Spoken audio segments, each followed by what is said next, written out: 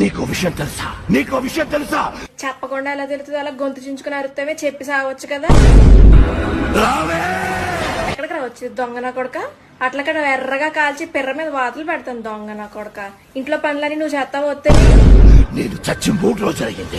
చత్తే చావు. ఎవడికి నాకేమన్నా చెప్పి వచ్చావా? నాకేమన్నా ఆస్తి రాసి ఇచ్చావా?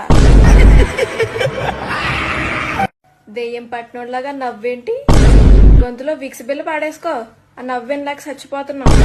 నా దేహం కుళ్ళిపోయింది. అందుకే రోజు సబ్బుతో మంచిగా రుద్దుకుని స్నానం చేయమని చెప్పేది. సరిగ్గా స్నానం చేయకపోతే అలాగే దేహాలు అయ్యి కుళ్ళిపోతాయి. వదలకపోతే చీపురు కట్ట తిరిగేసి ముడ్డు మీద వాతలు పెడతాను. ఒకసారి చెప్తే అర్థం కదా నీకు? మేము బొమ్మలు అయ్యి కొను. నువ్వు బొమ్మలు అయ్యి అమ్ముకోవాలంటే పక్క వీధిలోకి వెళ్ళి అమ్ముకో. మా ఇంట్లో చిన్నపిల్ల ఎవరు లేరు. పొద్దున్నే బొమ్మలో అని అమ్ముకుంటాను.